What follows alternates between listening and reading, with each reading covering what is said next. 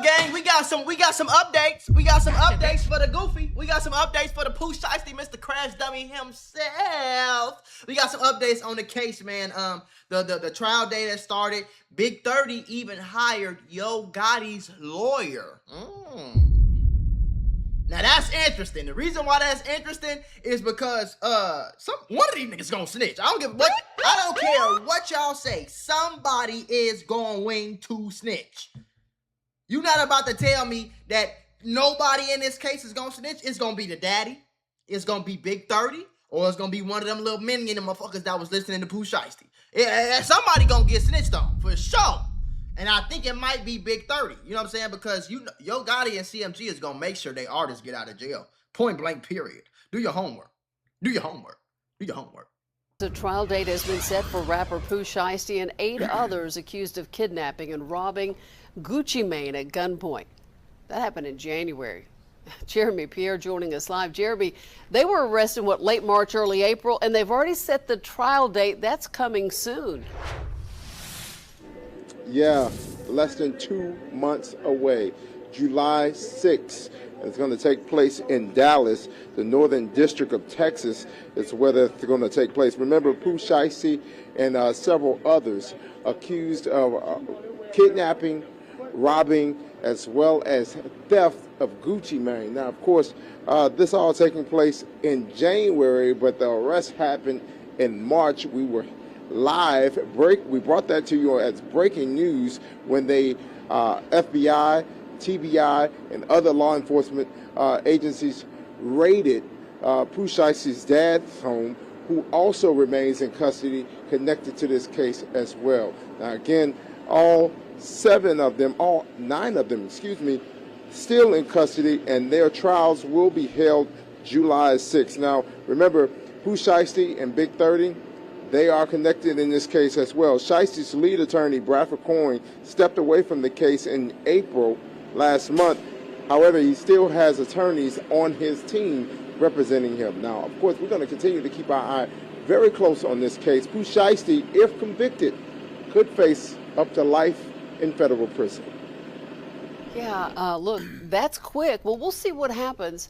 Sometimes these things are delayed over and over again. All right, Jeremy, thanks. So, new development in the Gucci Mane Pooh Shiesty kidnapping case. Lawyers for Pooh Shiesty and the other alleged suspects in the Gucci Mane kidnapping and robbery are now speaking out on what transpired right before the rapper's arrest.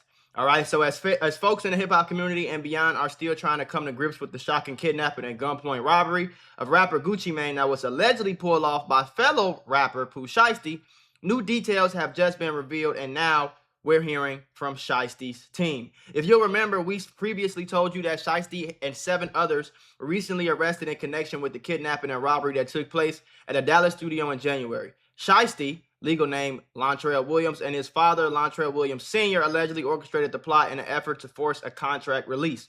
During the robbery, the father and son, along with the additional suspects, allegedly took off with Rolex watches, cash, and other jewelry. If convicted, they all face up to life in prison, as NBC News reported. Now it looks like Shiesty's lawyer is pushing back on the narrative, suggesting that the case may not hold up in court and isn't as open and shut as folks think. He also insinuated that what the victims in this case claim happened may not be what actually transpired. Speaking to TMZ recently, Bradford Coyne said, "We're going to examine the accuracy of the statements from alleged victims in the complaint and what those individuals allegedly told them." He added, "I'm not sure those individuals said what is said in the indictment." So now listen, this is where it get crazy. Arthur Horn III, a lawyer from rapper Big 30, a childhood friend and music collaborator with Shiesty, also responded to the allegations. For his part, he tried to distance his client from the incident and made it clear that the only thing Big 30 was guilty of was showing up to the studio to record. However, Horn did note that there was clearly a situation between Pooh Shiesty and Gucci Mane. What's more is that per Hot 97, just before Shiesty's arrest for the alleged kidnapping and robbery, he was sent an eviction notice from the Dallas area luxury condominium where he and his father had lived.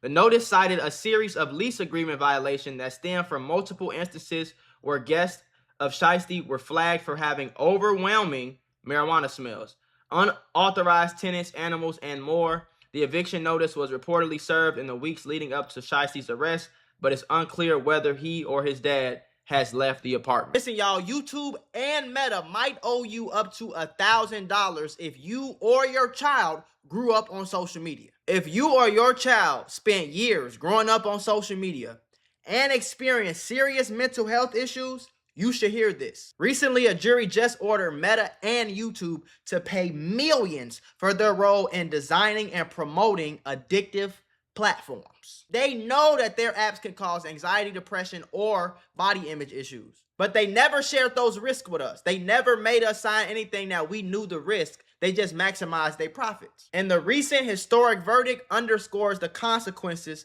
of those decisions. But you better not worry. Morgan & Morgan is stepping up to hold these platforms accountable for the harm that they have caused. Click the link in my bio to take a very short questionnaire quiz, because you might be entitled to a potential recovery of over $1,000. To me, that sound like Big 30 gonna snitch. See, one thing these niggas will do, they'll snitch through their lawyer. They not gonna actually get on the stand and tell the judge and point out to the guy, hey, he did it, I wasn't there, he robbed him, he did this. They probably not gonna go in the interrogation room and actually sign a statement and tell the police what happened.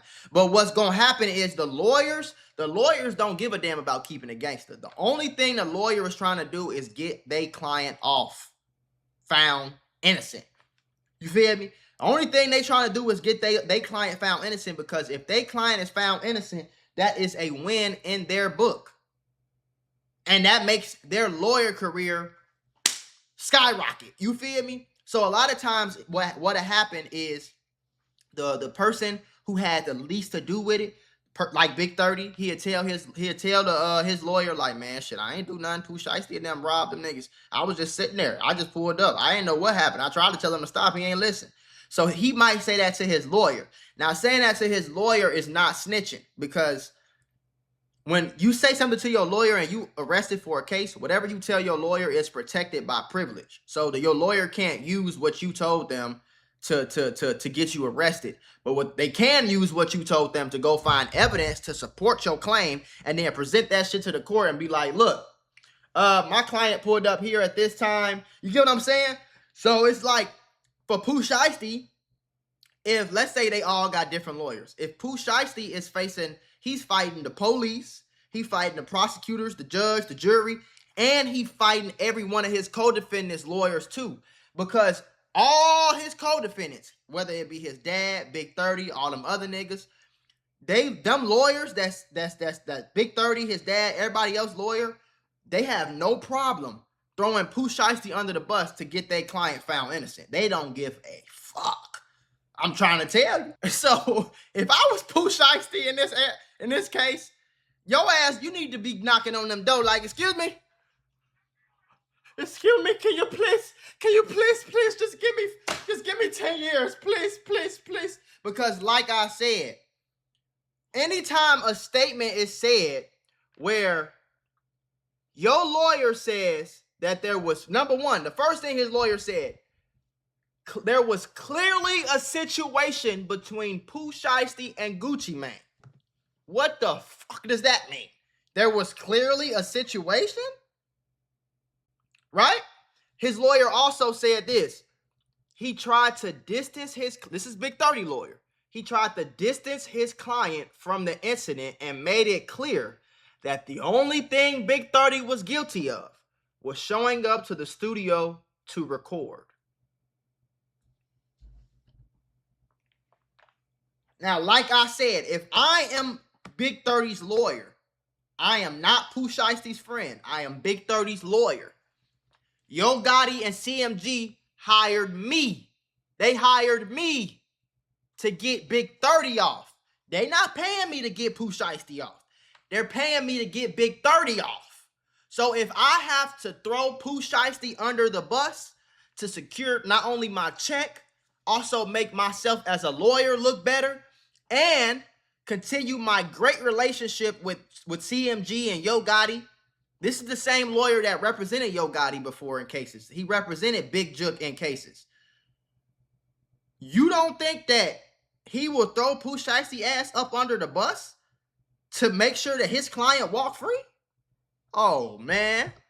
Now, the problem with that is, like I said, a lot of times niggas will snitch on accident through their lawyer.